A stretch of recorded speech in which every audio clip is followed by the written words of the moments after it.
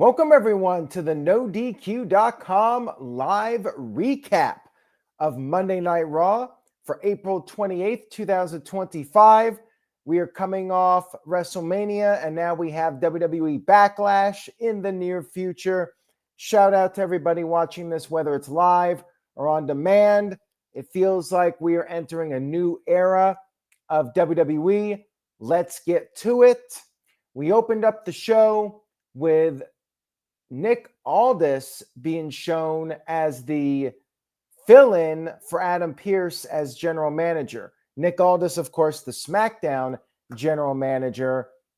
He was general manager for Raw, this one show only. Now, we had Michael Cole and Pat McAfee hyping up a promo that McAfee was going to cut later on in the show. We'll discuss that shortly.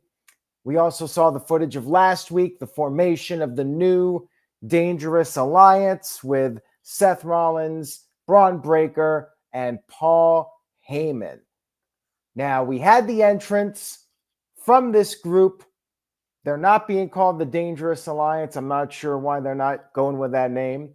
Also, Seth Rollins, nothing was different about him. He came out there with the same music, and he's dancing around. He's got the over-the-top attire, including these ridiculous glasses that had eyes, just very over-the-top and goofy. I just don't think that Seth Rollins, with this character he's been doing the last couple of years, I'm not sure it really fits in with this current faction, this alliance with Paul Heyman and Bron Breakker.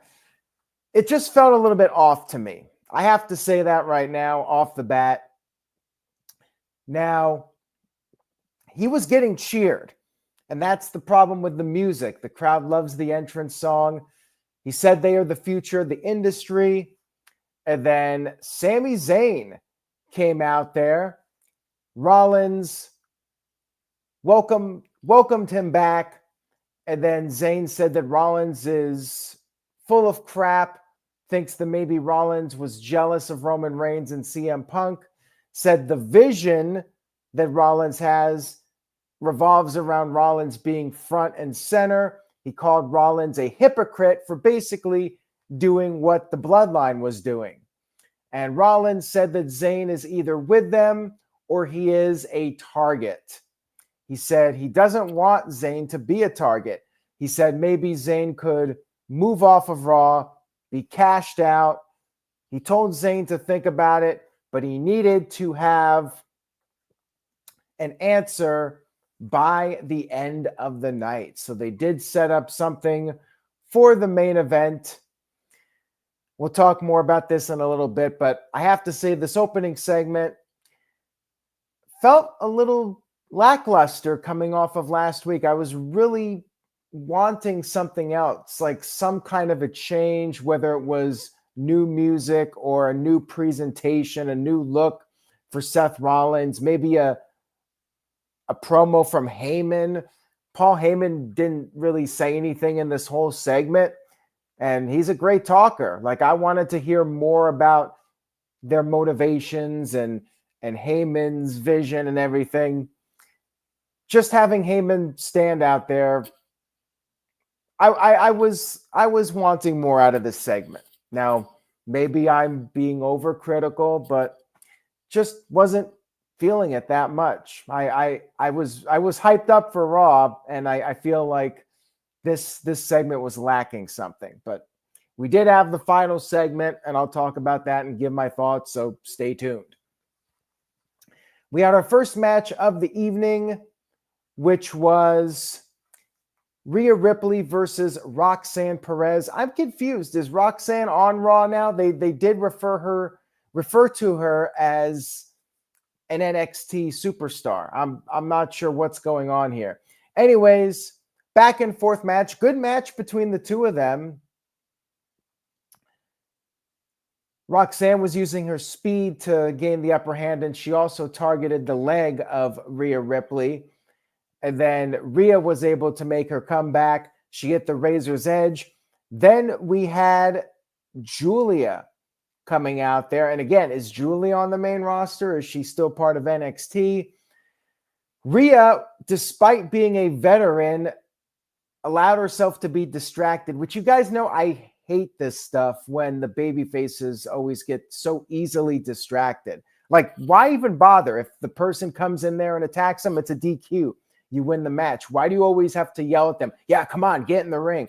I hate this stuff. I just don't like it.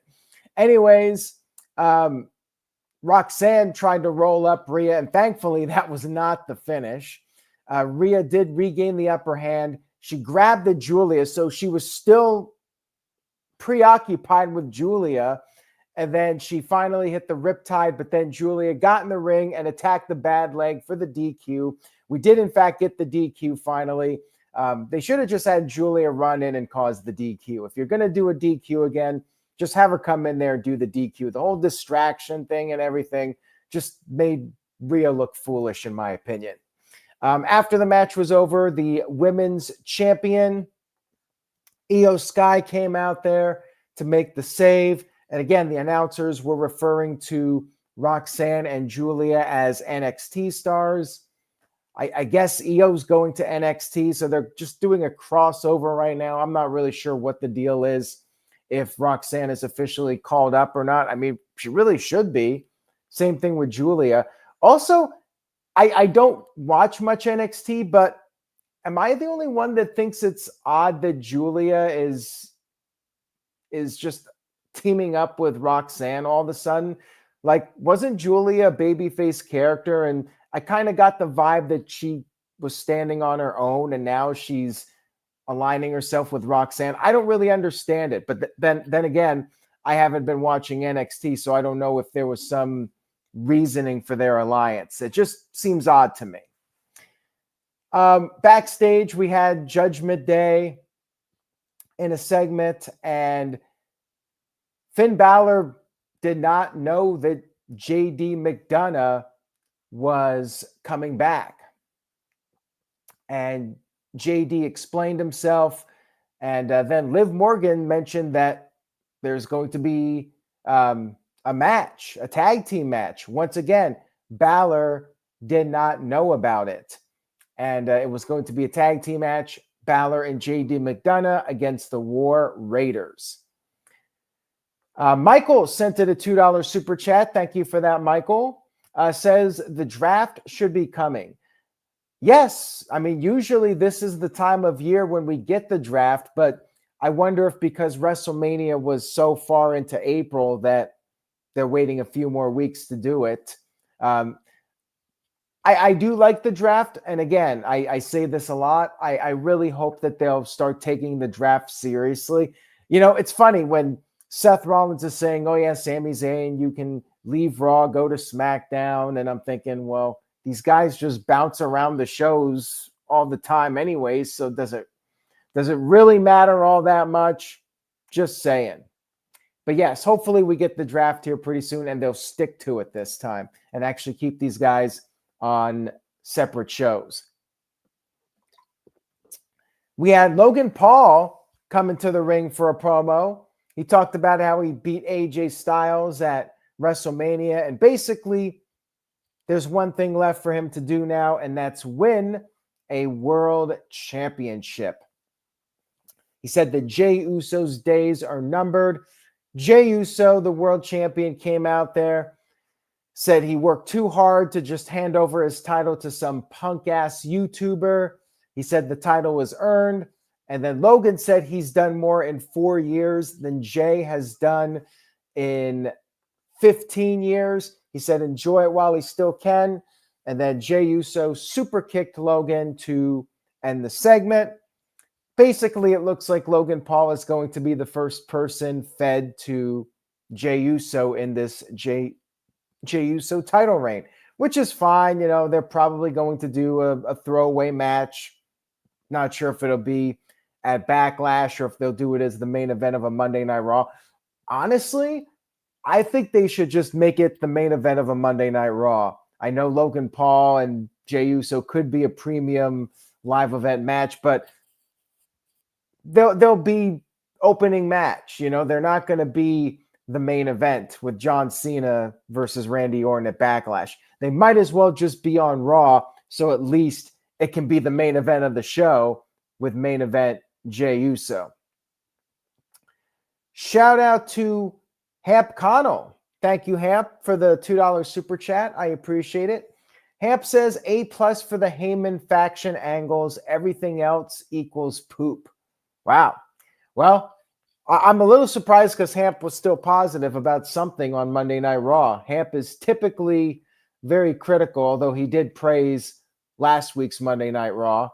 Could be Saturday night's main event, Jerry. Maybe they'll do Jey versus Logan Paul there. I mean, I would be fine with that. It's a predictable match. We all know Jey's going to win, but it should be the main event of whatever show it's going to be on. And if it's on Backlash, you know, it's not going to be the main event. Next up, we had the Raiders going up against Finn Balor and JD McDonough with the tag champs, the New Day on commentary. The Raiders did a lot of their signature moves, the double slams, but then Ivar went for his running crossbody. He crashed into the barricade. Judgment Day got the upper hand for a while. Then after the break, the Raiders made their comeback. And then Balor was able to avoid the Doomsault. JD McDonough did his moonsault onto both members of the Raiders outside of the ring. First time he did that move since he came back. Remember, he got injured doing that move, landing on the announce table. Then things broke down with all four guys, and we had the New Day. They ended up distracting the Raiders, and after the Raiders did the battery ram, making Balor and JD's heads collide, they threw Balor into New Day. Then we had Carlito getting involved, and while all this was happening, Penta showed up, and Penta knocked JD off the top rope, getting some payback from last week. And then you had the Raiders finishing off Balor, or finishing off JD with the War Machine to get the 1-2-3 victory. And then after the match was over, Penta was mocking Judgment Day, dancing around on the announce table. Solid match here, and I like Penta's involvement. He was entertaining. And the split with Judgment Day, that storyline continues to progress. Now backstage, Paul Heyman met with Sami Zayn. So we did get a little bit of talking from Paul Heyman on the show. And he said that maybe one day Zayn will respect what Heyman had to do to Reigns and CM Punk. And then he brought up how Bron Breakker was demanding a match with Zayn. However, Rollins was offering Zayn a pass, and Heyman said he could pull some strings. Zayn could go to SmackDown and face the winner of John Cena versus Randy Orton for the WWE Championship. He said Zayn could live in the future or die in the past. Next up, we had Becky Lynch come into the ring for her first heel promo. And right off the bat, she revealed that she was the one that attacked Bayley. And she brought up their history, how Bayley was attacking her since 2019, but everybody was supposed to forget about all that. And she said, as far as Lyra went, Lyra Valkyria, she said, the friend of my enemy is my enemy. Becky said that she had high hopes for Lyra, and she wanted Lyra to ditch that bitch Bayley. At this point, Lyra came out there, and Lyra wasn't getting a great reaction here. She was trying to respond to Becky, said that the women in the locker room warned her about Becky, even though Becky's been a babyface for a couple years now, but okay. And the crowd was doing the what chants to Lyra, and she said she's going to make Becky pay. Becky got out of the ring, and Lyra issued a challenge for Backlash, was willing to put her title on the line. And she said she's going to prove she's a better person and a better wrestler. And then she was celebrating on the ramp. Becky attacked her with a cheap shot from behind. And I guess we got the match set up for Backlash. We got Lyra defending her championship against Becky Lynch. The segment, to me, it just did not feel authentic. I'm not really buying the heel Becky Lynch at this point. The problem is Lyra hasn't really gotten all that over with the fans. You know, she gets decent reactions, but they're not fully behind her yet. You know, she's not really made in the eyes of the fans yet. So they're cheering Becky. She's the star. Lyra's kind of like somewhere in the middle, but not quite there yet. And they weren't really fully booing Becky Lynch. It was kind of like the Becky heel turn in 2018 when they turned Becky and tried to force it on people, and it just wasn't working. And I kind of got the same vibe here. I don't know if Becky can really pull off the heel act. You know, she did the whole big time Bex a few years ago, and I never really got into that. I felt like she was trying to do the Seth Rollins deal with the over-the-top outfits and acting all cocky and arrogant. And it just doesn't really work. Becky is a better babyface. And I think it might work better if she was feuding with Rhea Ripley or somebody that the fans were really into, or an Io Sky. But feuding with Lyra, it's an uphill battle, I think, to get people to boo Becky and cheer Lyra. We'll see what they can come up with. But yeah, this segment, I don't think it knocked it out of the park. I think that they still need some work with it. Even Bayley, I don't know if they'll cheer Bayley over Becky at this point. We'll see. We had Chad Gable backstage confronting Penta, teasing Penta, bringing up how his favorite moment of WrestleMania was Penta's useless brother Phoenix losing to El Grande Americano. And Penta did not appreciate this, and he kicked Chad Gable. I enjoyed this segment, and they did reference the Lucha Brothers, first time on WWE television. I mean, they did mention Phoenix being Penta's brother, but actually Penta saying the Lucha Brothers on WWE TV for the first time. I'm sure we'll get their reunion at some point. We had a little video package from Rusev, and I'm a little confused. So he said that he had everything at one point, including a tank at WrestleMania, but then he lost himself. He left WWE. He fell into an abyss, but then he redeemed himself. And now he's going to crush people, not because he's told to, but because he wants to. And he said he is going to hunt the arrogant talent that waste what they have, just like what he used to do. And then it was announced, this felt like a babyface promo, you know, talking about the arrogant people that waste themselves and don't take advantage of their full potential. Sounds like a good guy, right?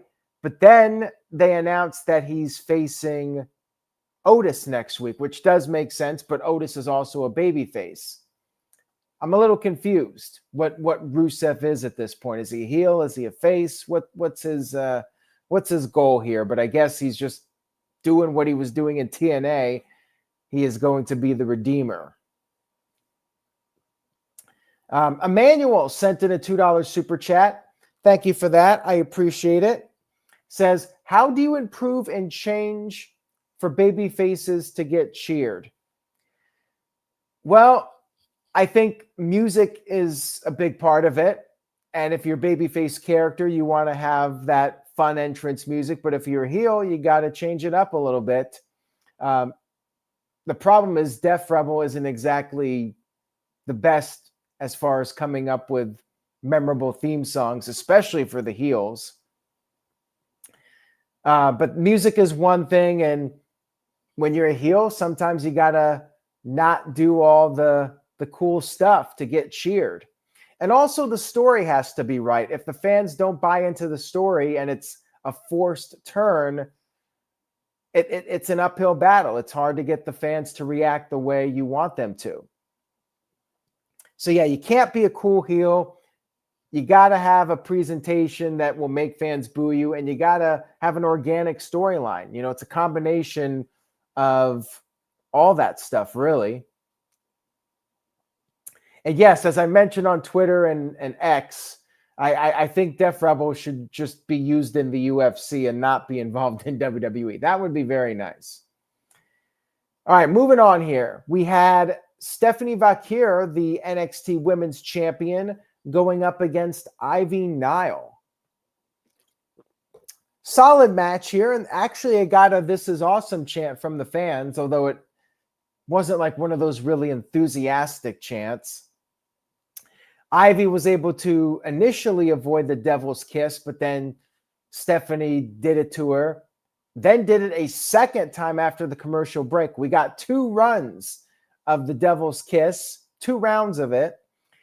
But then Chad Gable put Ivy's foot on the rope, and then Stephanie, here we go again, confronting Gable, getting distracted. I hate this. Ivy took advantage, gave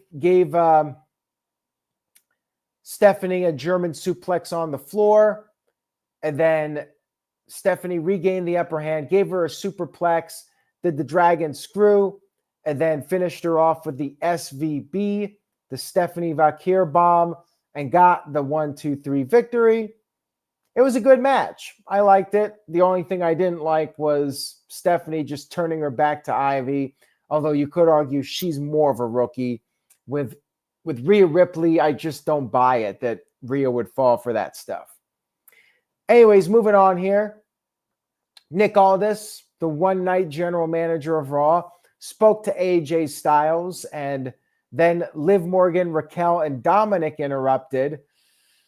And it was revealed that Liv has a movie role. And then Dominic said he also wants time off, but that request was denied. And then AJ Styles said he had an idea. And I guess the implication here is that we will see AJ Styles versus Dominic at some point for the IC title. I think they said like Adam Pearce was on a vacation or something. I'm not sure what the deal is, why Adam Pearce wasn't on the show, but it was like a 1-week thing.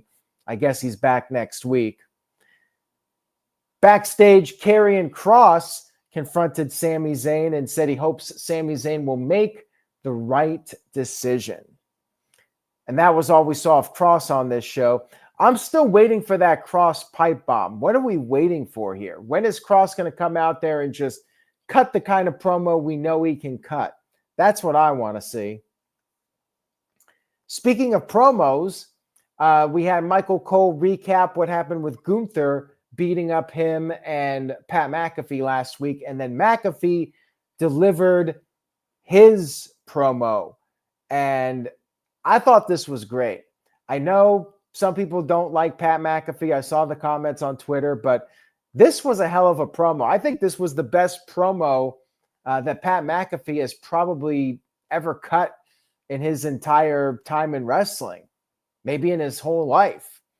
He talked about his upbringing, like he didn't have a whole lot, but he hopes he can be remembered as a guy that worked his ass off for everything he had, and talked about how he was giving back to people and organizations and was just trying to make the world a better place. And he said there's one more thing about him. He is a loyal mother effer. And they bleeped it out, but that's what he said he was. And then he brought up Michael Cole, and he said that he was loyal to Cole, and that's why he went after that Austrian asshole Gunther. And he knows he shouldn't be messing with Gunther. People have warned him to not go this route, but he said, F that. Once again, bleeped out. He said, if he dies, he dies. Sounds like Rocky IV. But anyways, he said He wanted Aldis out there. Aldis did show up, and McAfee said he wants to fight Gunther as soon as possible. And Aldis said he already spoke with Adam Pearce, and he proposed the idea of a match. Gunther one-on-one with Pat McAfee at WWE Backlash. It is official. They're going to face off at Backlash. And as I mentioned last week and on social media, I suspect McAfee is going to get destroyed. And this will be the setup for Gunther versus Bill Goldberg.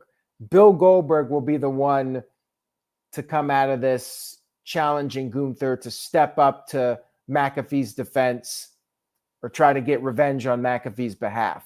I don't know if Goldberg will be at Backlash or if he'll show up afterwards, after the destruction, but I do think that this is in fact leading towards Gunther versus Bill Goldberg, and Pat McAfee is going to be the setup for this.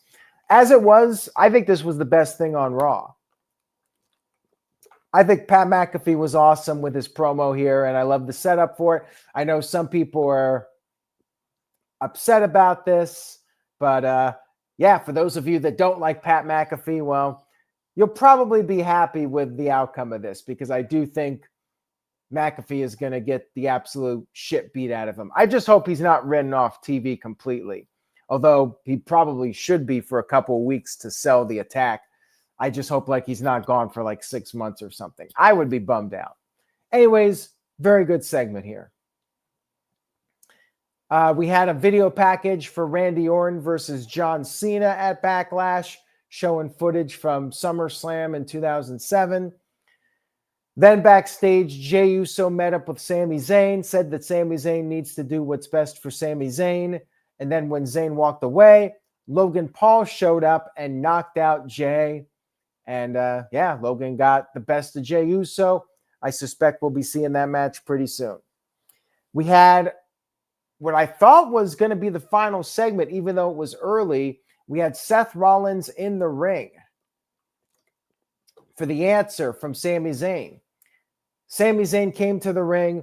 Rollins pleaded his case. He said that they've had 20 years of friendship, and he believes his alliance with Heyman and Bron Breakker is the best vision for WWE's future, even if Sami Zayn doesn't see it that way.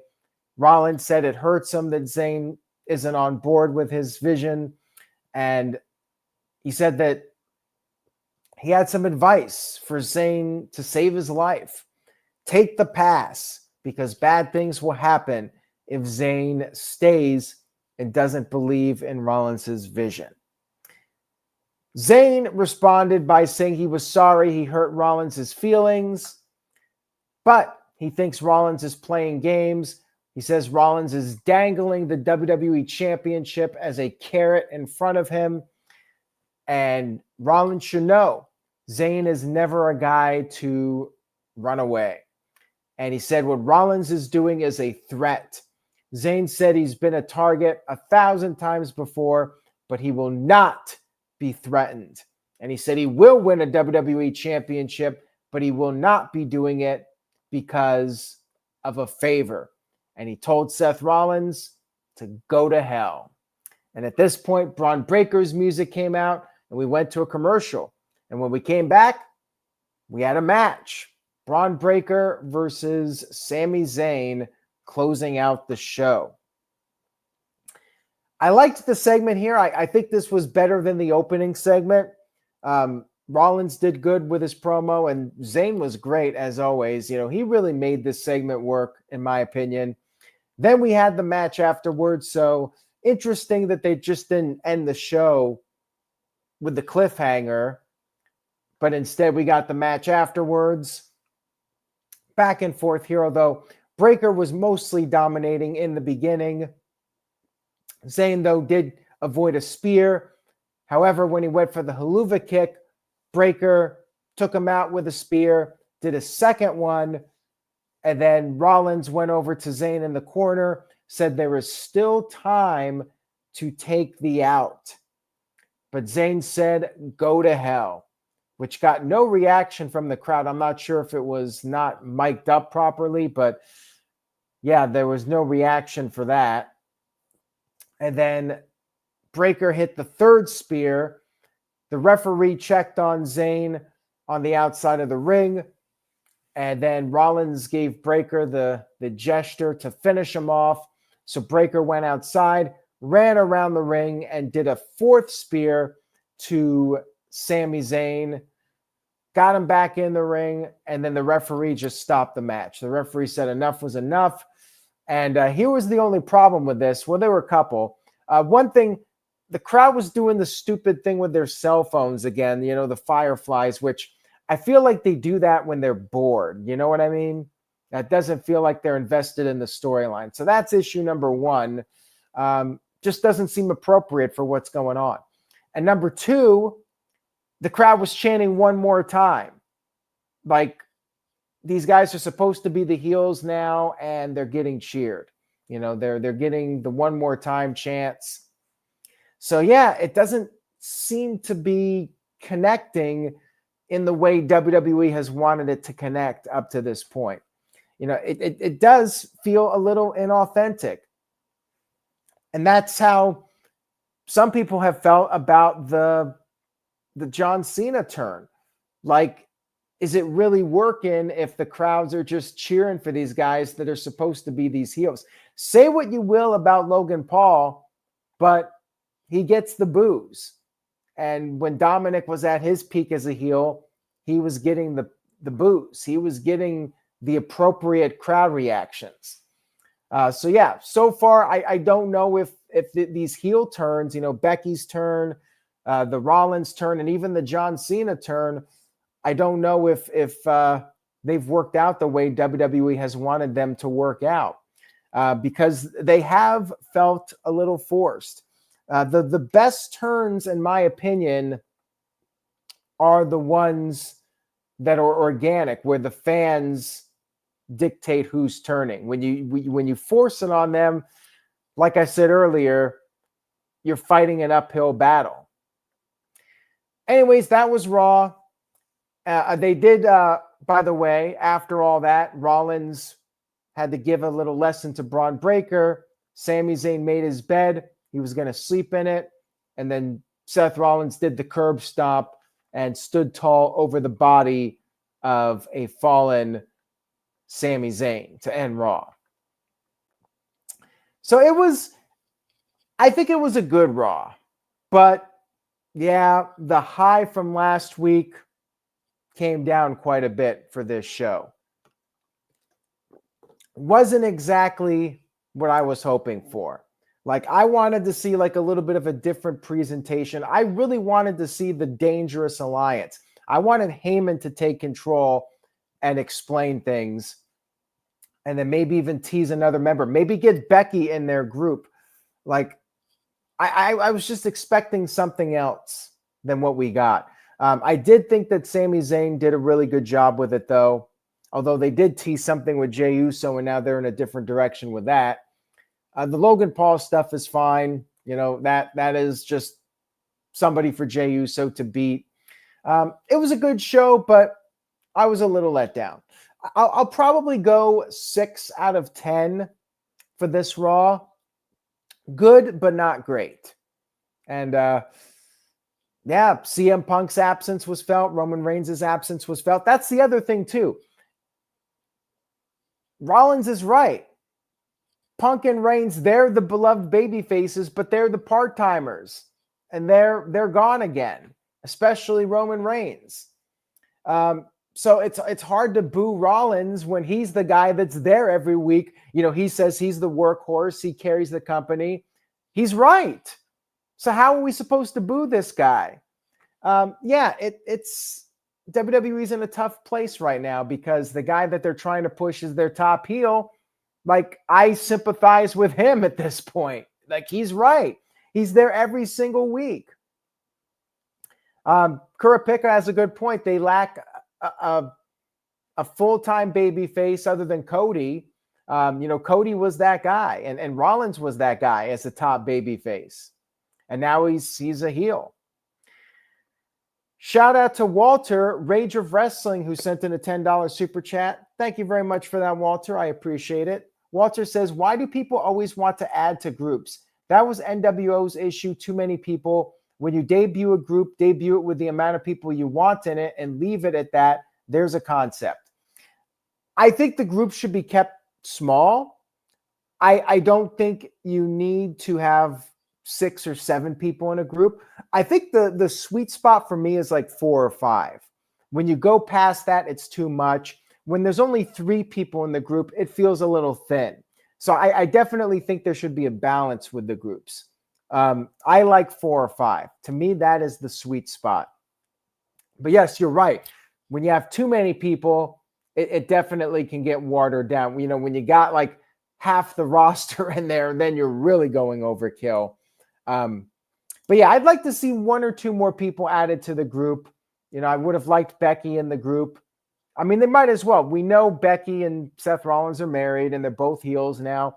I'd like Becky in the group as a female representative, and then maybe 1 more guy like a Bron Breakker who could be the other future of the company. You had Batista and Randy Orton as the 2 future guys in Evolution. So I'd kind of like 1 more guy in the Rollins group. I hope they'll add more to that. And they got time here. They're just getting started with it. Remember, Roman Reigns and Jay as the bloodline and Heyman, that was a small group, and then they built up on it. Once Jimmy was healthy, they brought him in. Then they brought Solo in, then Sami Zayn. So, that was the process of a year, really, before they added more people to the group. And I expect this to be a long-term group now. So they'll build on it, and hopefully over time it'll grow. Remember, the Roman Reigns bloodline didn't just pop up in one day. They had to build that up over time. So we do have to let it play out, as Big G would say. Big G was chatting with us tonight saying you got to let it play out. And he's right. It just cooled off a little bit after last week. I'm hopeful it'll pick up in the coming weeks. And I definitely want to see Roman Reigns and CM Punk back in the mix, but don't know when that's going to be. Anyways, guys, thank you all tonight. And shout out to Jeff Meacham, who was at TNA Rebellion right there at ringside. And I saw him on camera a couple of times. Make sure you guys follow Jeff. He posted a cool picture of him with some of the TNA champions, Joe Hendry, the Hardys, and so on. So check that out over on Jeff Meacham's social media accounts. Thank you all for watching. Tune into the No DQ review. Virtue will be back as the moderator. So we'll see what happens with that. Apparently, he's made peace with a certain person that was on the No DQ review and recently came back. I believe he'll be on. Tune in for that. 7 p.m. Eastern, 4 p.m. Pacific, Tuesday night on the No DQ channel. Jeff says there's another interview. So again, stay tuned to Jeff Meacham's channel, Jeff Meacham Network. Thank you all. Much love to you. Have a great week. Say yes to No DQ. And I will see you all next time.